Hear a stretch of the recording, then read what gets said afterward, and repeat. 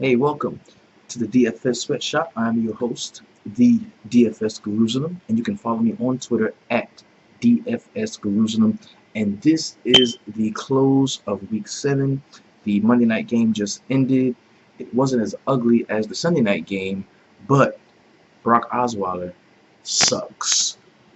Funny, my season long made a trade this week for last week. Made a trade for DeAndre Hopkins, knowing that it would be a lot easier to pry him away from the guy I was trading because they were playing the Denver Broncos, and you know how guys get real panicky whenever their top players are facing better defenses and they're just hungry for a win. So I gave up Melvin Gordon, who I drafted in the 5th round, in a straight-up trade in a PPR league for Nuke, and I lost by 2 points.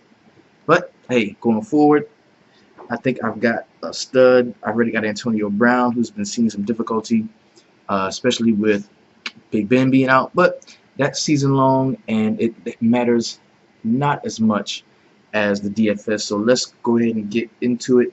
This is a kind of quick recap of Week 7, everything that we should have learned during Week 7 going forward. Probably the biggest story on the evening would be the retiring of Arian Foster. So that lets you know Jay Ajayi is the man. He is a real thing. He went off again this week. I think he was like the only back in the last 10 to 15 years to have 200 rushing yards back to back. So he's somebody that we can definitely be on the lookout going forward. Now, first thing I like to do whenever we get into the recaps is I like to keep it real, man, and be honest with you and show you exactly what I was doing. I had a really good return on my investment this week. I doubled my my entries, which is good. I mean, I'm strictly a GPP player.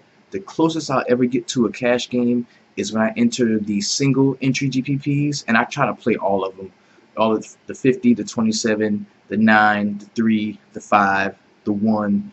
I try to play all of those with one lineup, and I'm going to show you the lineup that I entered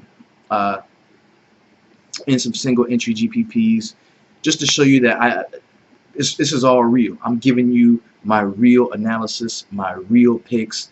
I'm not one of those guys that's trying to steer you off of what I'm doing. I'm letting you know what I'm doing. I feel like, you know, this is a small knit group, tight knit group, and we can be honest with each other and share what we're doing. So let's get right into it now. You all know how high I was on the Cleveland game, the Cleveland and Cincinnati game. So let's go and look at this lineup, and I'm going to show you exactly what we did here. Okay. Now, we started this lineup with Andy Dalton at quarterback. They beat Cincinnati. Cincinnati beat Cleveland soundly, 31-17. We saw Andy had 2 passing touchdowns, 308 yards, and we did get the 300-yard passing bonus, so that came in handy. Now, immediately, you know what I did. I'm a guy that believes in stacks in all DFS sports I play, from basketball to football, baseball. I love to stack players, and if you took my advice and you stacked the shit out of this game, you probably had a score very similar or better than the one I had, because I didn't go all in the way I wanted to initially. So I stacked Andy Dalton here with AJ Green. Did you see the insane catch this dude had? Now, in the video that I showed you when I did my 5 wide segment, what I highlighted about AJ Green's and Andy Dalton's game was their ability to connect on the jump ball, just throwing it up. No, Andy Dalton's throwing it up with confidence, knowing that AJ Green is not only a skilled receiver but a beast of an athlete, and he's gonna go up and get the ball. Did you see that was probably the best catch of the year? He tipped it, he located it, tipped it, brought it back into himself, and touchdown. So we look at what AJ Green did, and he also was my top wide receiver play of the week. I have to go check and see if he was the #1 play of the week, but he was my top wide receiver play of the week. And here he is, AJ Green. He had a reception touchdown, the one we just talked about, 169 receiving yards, 8 receptions, and he did get the 100-yard bonus.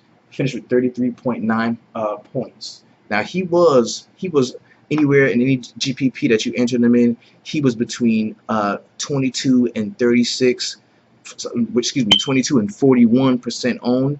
So if you had him, you kind of stayed with the field. You didn't really separate yourself as much as we would like to. We thought going into this week, this stack itself would be a little under owned, but such is life. Such is life. It was able to make it happen. Now this is kind of where my lineup faltered. Mike Gillislee, I stayed on him and kept him in there. He ended up only getting me 2 points. We all know that story. I already told that already. Spencer Ware was my other play at running back.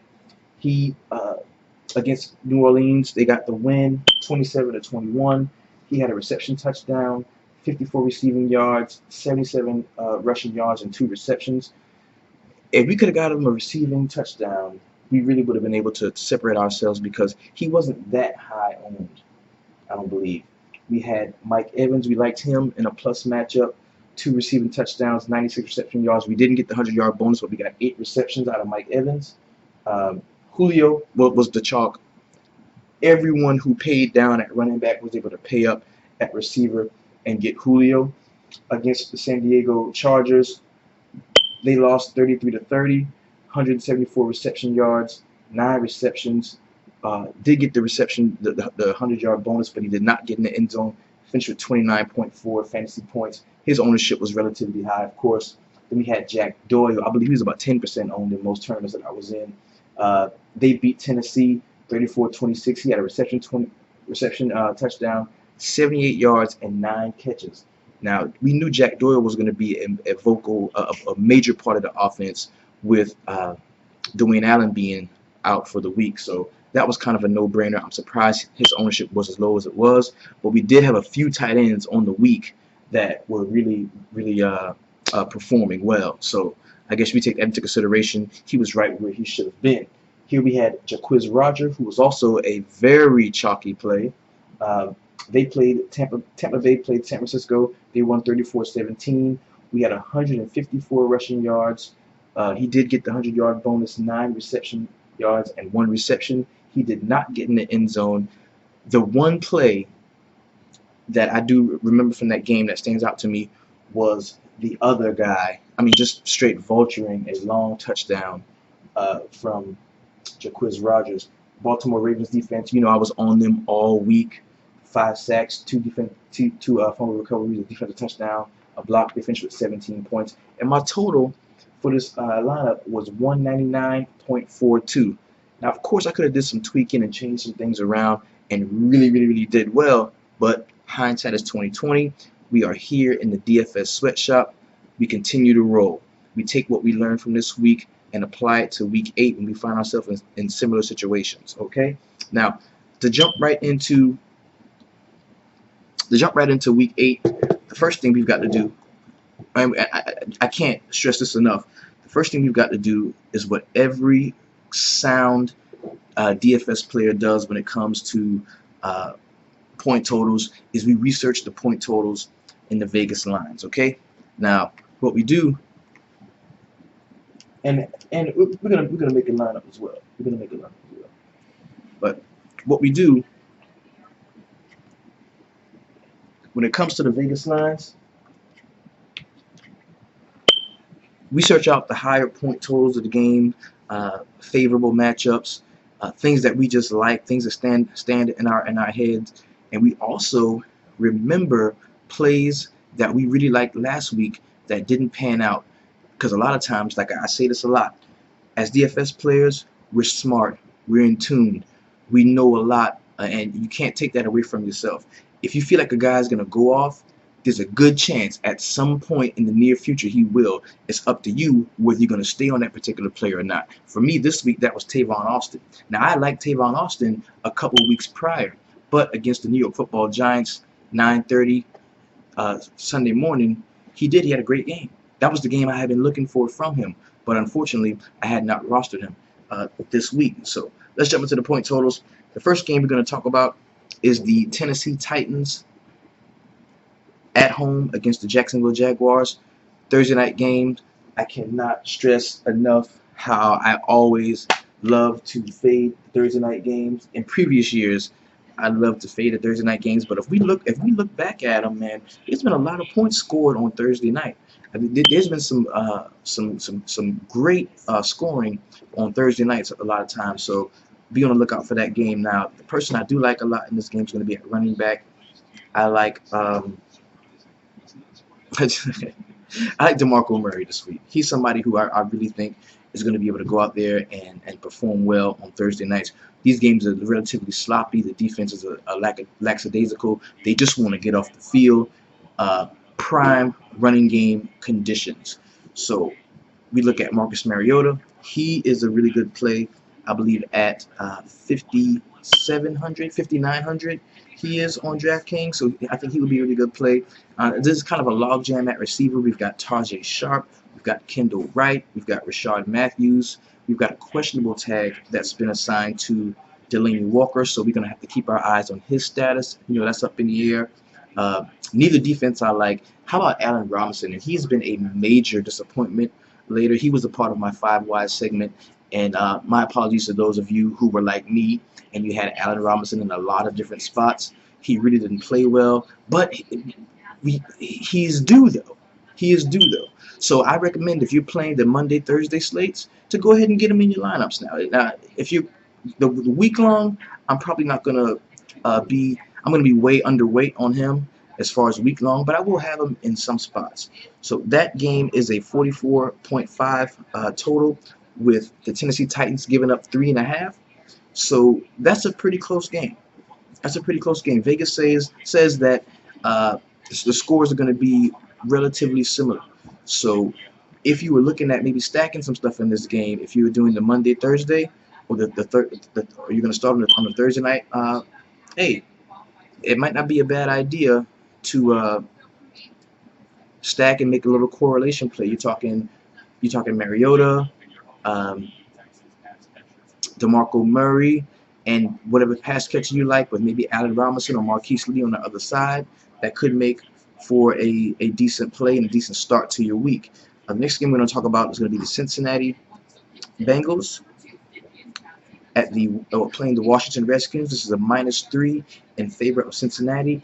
Now, both defenses have not been terribly good this year, and in this game, I like Dalton again. I like AJ Green again. We saw Jeremy Hill, kind of a resurgence to him. I mean, if you want to get your confidence up, one of the best teams to play, I would say, is the Cleveland Browns. So they did that, and on the Washington side of the ball, we've got to look to see what the Jordan Reed news is going to be, because Cincinnati is really weak against tight ends in the middle of the field. So Jordan Reed could be an option if he comes back, as well as Vernon Davis. I had Vernon Davis in a few spots. He did let me down. I don't think he didn't catch a touchdown, but he had quite a few receptions, and he did meet the value that I was looking for from him. That is a 46.5 point total, one of the higher point totals of the week, as this week we're going to see a lot of low and mid-range point totals. There's going to be one that we have in the 50s, and we're going to get to that next. That is the Atlanta Falcons at home against the Green Bay Falcons. They are giving, against the Green Bay Packers. They are giving Green Bay 3 points. Aaron Rodgers had a really great game last time out. This is a defense that is not very great against quarterbacks or passing attacks altogether. We know we've got news that Ty Montgomery is going to be rushing the ball. We're not looking to have Eddie Lacy back anytime soon. We also got news on the other side of the ball that Tevin Coleman may not play this week. It's unlikely that he's going to play this week. So I'm firing up Freeman. I like Freeman. We know so far the Green Bay Packers have been the #1 team in the league against the run. I still don't believe that. I think that's more of a situational thing than anything. And I like Devontae Freeman. He can make guys miss. He's going to be somebody who I have in a few spots. This may be, now if you want to stack a game, this may be your game stack. It's probably going to be the most stacked game on the slate due to the high point total at 52.5 with only a -3. So this is what Vegas is telling us here. This is great for a stack. This is great for a stack because you've got a high point total, but you've got such a small window in the spread that, hey, 52 points, this could be a, 26, 23 game or whatever. So this is a really good area to stack. Now you may go Montgomery at his low price. You may go Aaron Rodgers and Jordy Nelson or Randall Cobb, or you can do, like, this is gonna be an onslaught, like a full game stack where you roster 4 players from Green Bay and a couple from the Atlanta Falcons. So as I get more into the game film, we're going to be watching that using the next gen stats on the Xbox One. As we get deeper into that, then we'll be able to see situationally what teams do and what Green Bay does, what the Falcons do. Okay. On the other side of the ball, you gotta love Julio Jones. Whenever you've got a chance to harness that much talent, you gotta take a stab at him. We're looking at Julio. Yep, we're looking at Julio Jones, and he's been on fire so far this year. He's been having a great year. He is the highest ranked or highest priced receiver on the slate, followed of course by Mike Evans. Now the drop off from Julio to Mike Evans is like 1,500. So I don't see Julio getting the ownership just right as a first look. I don't see Julio getting the ownership that he's gotten in recent weeks because his price is so high. There's no Antonio Brown on the slate either to maybe draw that attention away from Julio, but his price is so high, and you got Mike Evans right there, 1,500 cheaper. You got T.Y. Hilton, almost 2,000 cheaper. So I don't think we're going to see the ownership on Julio Jones that we saw, unless, of course, injury news and injury value news comes out later. But we're going to be on that because we're sharp DFS players. The next game we're going to talk about is going to be the Houston Texans at home against the Detroit Lions. This is a 45.5 point total, with Houston giving up 3 to the Detroit Lions. Now, I like Matt Stafford this week. He's somebody who I'm going to have in my lineups. I haven't really developed a definitive, because usually I pick 2 quarterbacks and I fucking roll. I roll with them. And very, very rarely do I roll heavy with the quarterback that's in the highest point total, just so I can be a little contrarian. But this game right here, I think it's got a lot of fantasy goodness in it because you've got Lamar Miller, who seemed a bit hobbled tonight. You might want to check on that status, the status of Lamar Miller going later into the week, and see if he's going to be healthy. We got Dwayne Washington that may be coming back, so he's going to be somebody who's going to be relatively cheap. And we've seen teams run the ball against the Houston Texans. It's not that hard, especially when you've got receivers on the outside that can cause one-on-one matchups and have them, draw coverage away from putting 8 in the box. Plus, do you really want to put 8 in the box for Dwayne Washington, for Zach Zenner? So I think in this game you can get some value at running back on the Detroit side of the ball. We've seen how horrible Brock Osweiler is. They're going to be at home. I really target decent quarterbacks at home as far as defenses go. So I don't know if I'll be taking a stab at Detroit Lions defense this week. But after losing that game and getting beaten so soundly by the Broncos tonight, maybe they do bounce back. And I like Luke Hopkins. He's been low owned all year long. Him and Allen Robinson are almost like in the same breath. But you got to remember, these guys end up somehow with 11, 12, 1,300 yards, maybe double-digit touchdowns. So if they haven't given it to you now, they're going to give it to you at some point during the season. Okay, so we've got to be on that. The next game we're going to talk about is the Seattle Seahawks -3 at New Orleans. Now, we've got Drew Brees at home, passing attack, all over the place. He's throwing the ball to everybody. He's really seeing the field. He's even making up for mistakes by throwing touchdowns. Right? He threw a pick 6 the other day and came back to a touchdown the next drive. So I kind of like Drew Brees. He's gonna go low owned. He's gonna have very low ownership because he's playing the Seattle Seahawks. But Drew Brees is at home. Drew Brees is at home, and then you got the revenge narrative with Jimmy Graham. Jimmy Graham is coming back to play the Saints in New Orleans. So I see a potential a correlation stack here. I like Drew Brees at home, pairing him with one of the pass catchers. especially Kobe Fleener, because we know the Seattle Seahawks are not that great against tight ends. So this may be a 2 tight end week for me, where I go Fleener and Jimmy Graham. Now Jimmy Graham's price is up. He's at 6,100, and anytime an offense plays the Saints, you're going to see that. So I may stack on both sides. I may go Russell Wilson, because of course you can't forget that you can run the ball fairly well against the Saints. Like I told you before, a few weeks back, we had Tevin Coleman, and we had Devontae Freeman finish running back 1 and 2 on the week. So I like Christian Michael in this game. I also like Doug Baldwin. We may see Tyler Lockett getting the mix for the cheap, but we're gonna get into that more. So this is a game that I'm gonna put a lot of attention to. While everybody is focusing so much on the Green Bay Atlanta game, I'm gonna shift a lot of my attention to the Seattle and New Orleans at New Orleans game. Now I always talk about how, you know, if Cleveland's on the field, I'm stacking wherever against them. But this week I'm in sort of a bind because the Cleveland Browns are playing the Jets, and the one thing I'm glad about is the Jets have named their starter.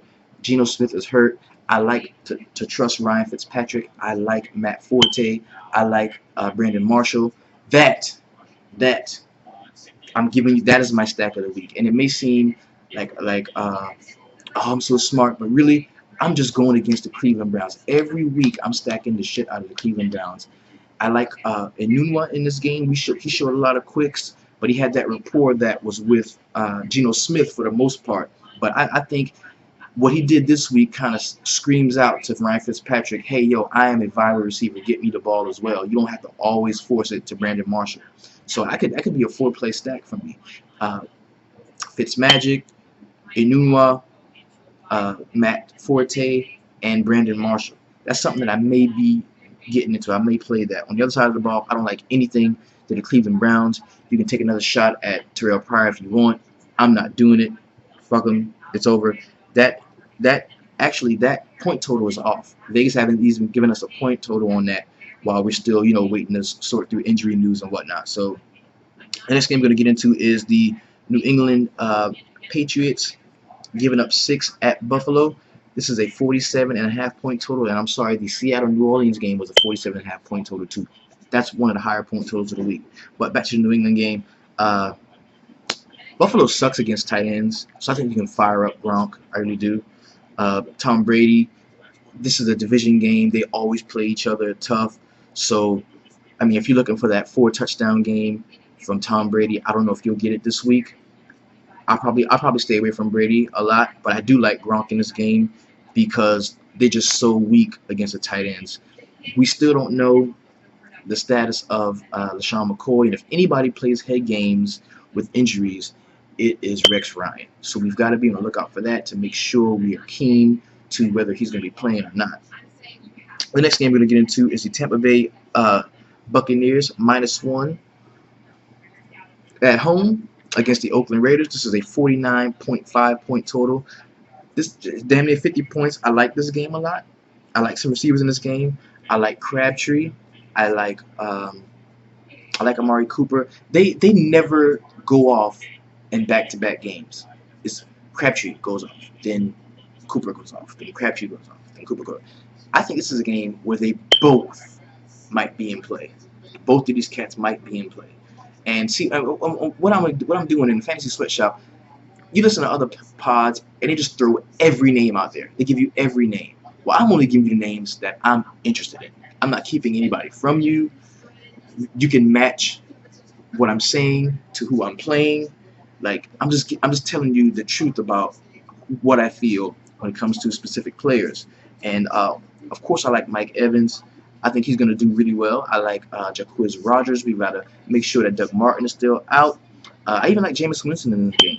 The more we talk about it and the more we dive into the point totals, the better it gives us a look at what we can expect going into the week. So this may be a stackable game. I may want a piece of this game because you're looking at 50 points. But only 1 point is Tampa Bay giving up. So we're talking about a 25-24 game, right? 26-25 game. That's a lot of points to be scored. Somebody got to score them. We got to find out who it is and put them in our lineups and get them in there.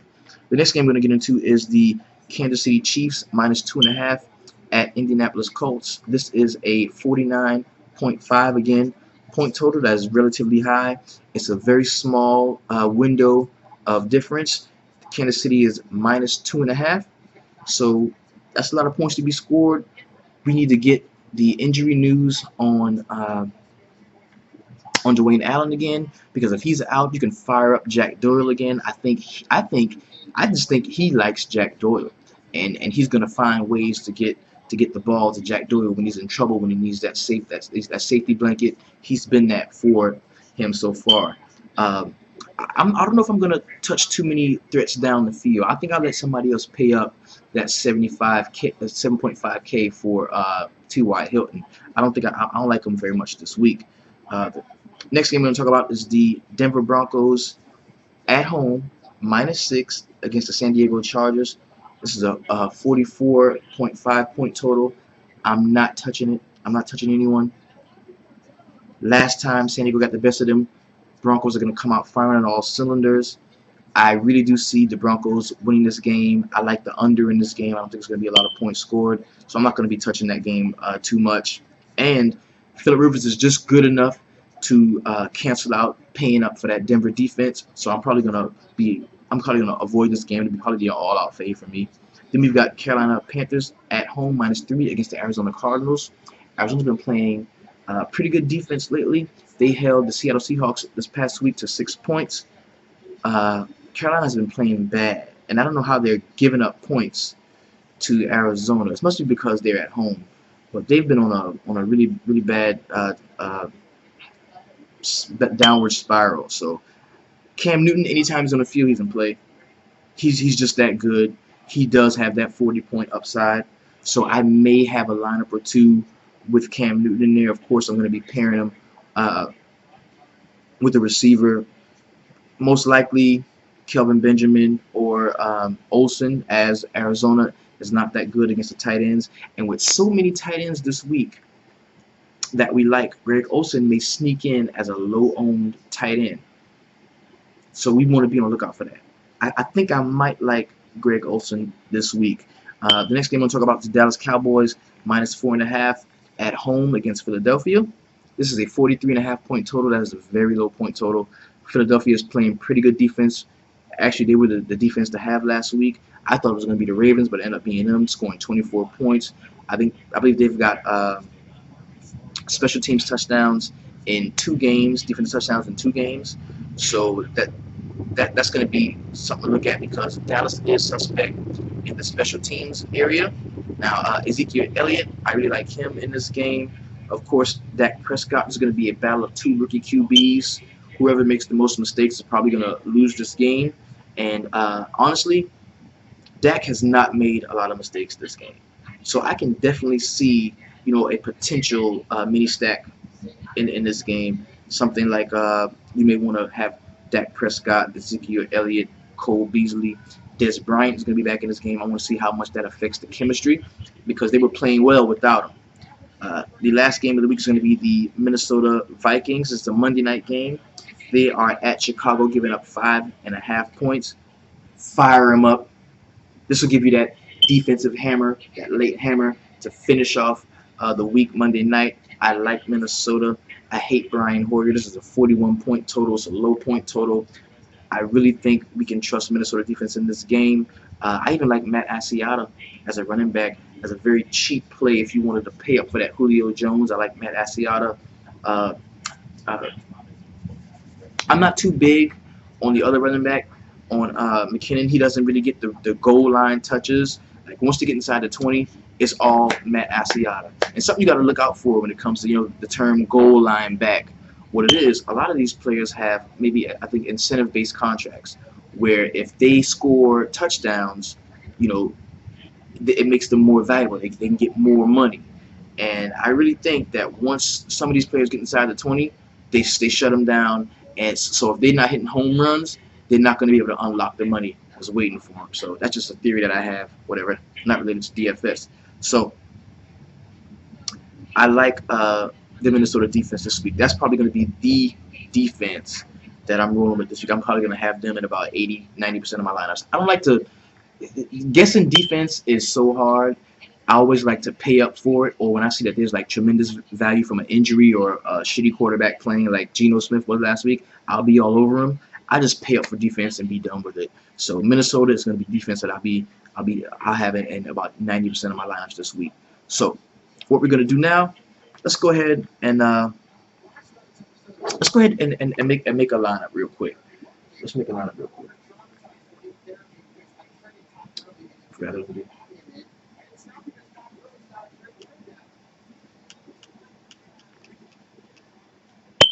Let's go ahead and enter a lineup real quick. All right. Let's hit the lobby. Go ahead and create a lobby.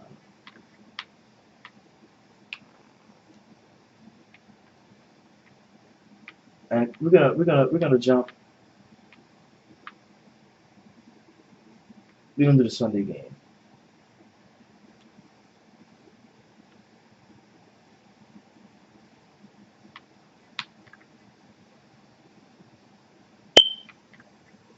All right, we talked about this.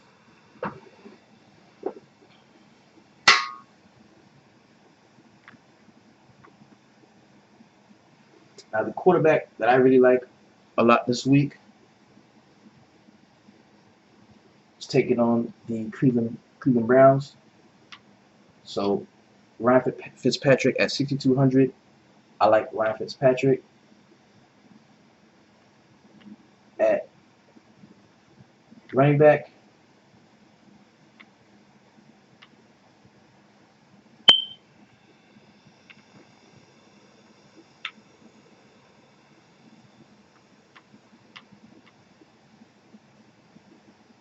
Matt Forte at 6,300. 6,400 is going to be a pretty good play for me this week. So I like Matt Forte here. Now this Cleveland team is 26th against the run. So I like Matt Forte this week.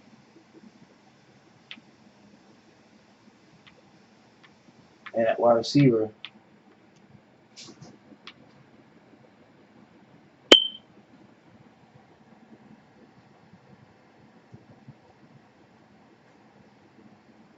Brandon Marshall at 7,800. He's somebody we like. Okay. Now we talked about this about the stacks and correlations. Now I just told you how much the one thing that I got locked in, the most sure thing for me this week. Last week it was the AJ Green Andy Dalton stack. That was the surest thing for me. I knew that was going to be good. Well, the surest thing for me this week is going to be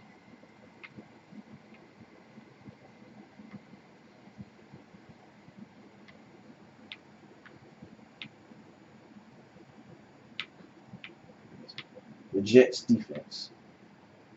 I just assume pay up for defense, so I'm like going straight onslaught with this. So far we've got Ryan Fitzpatrick, Matt Forte, Brandon Marshall stacked with the Jets defense,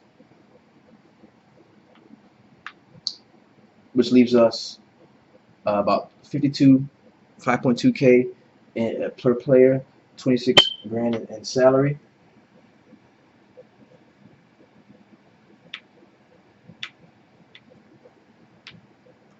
Now, David Johnson against Carolina is very interesting. He's at 7,700. I don't know why this dude is like still so cheap, and I really think they can run the ball against them.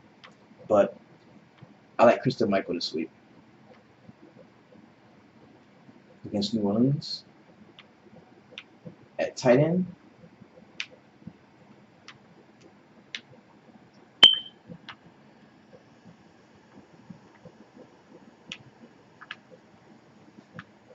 Jimmy Graham, 6,100.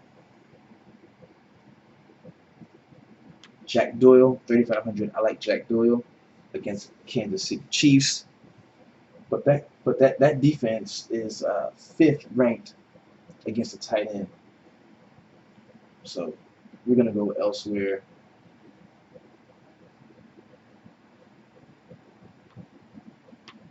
it's so hard to not be a part of that Jimmy Graham revenge.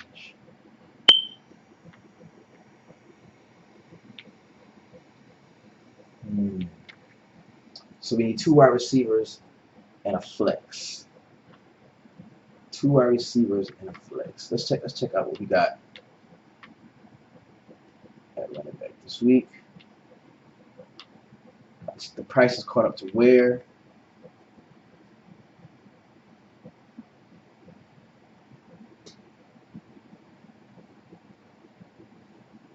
Well,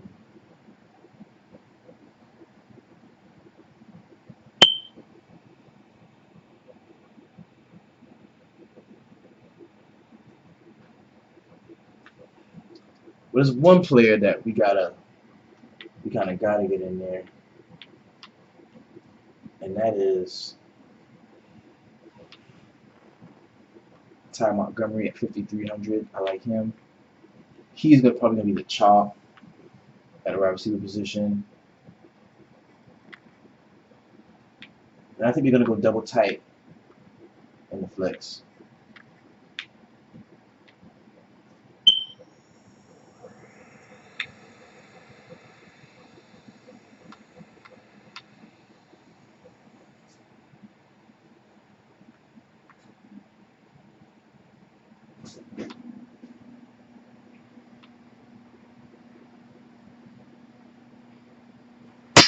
Richard Rodgers, Dwayne Allen's questionable. Eric Ebron. I like Fleener, which leaves us 4,100 in salary. Let's see what we can do.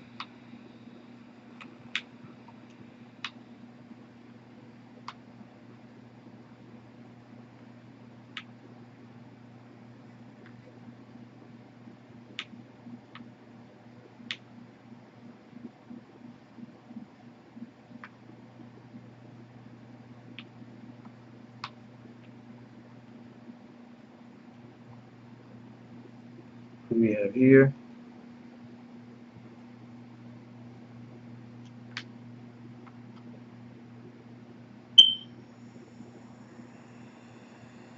Ooh, we got Mohamed Sanu. We can still get a piece. We can still get a piece of the Green Bay game. Mohamed Sanu was a part of my 5Y segment receiver that I really liked last week. Sometimes you're on the right track. Sometimes we got to stick with a player. Julio Jones, because we're gonna have that ownership. I think we found it. There you go. There you go.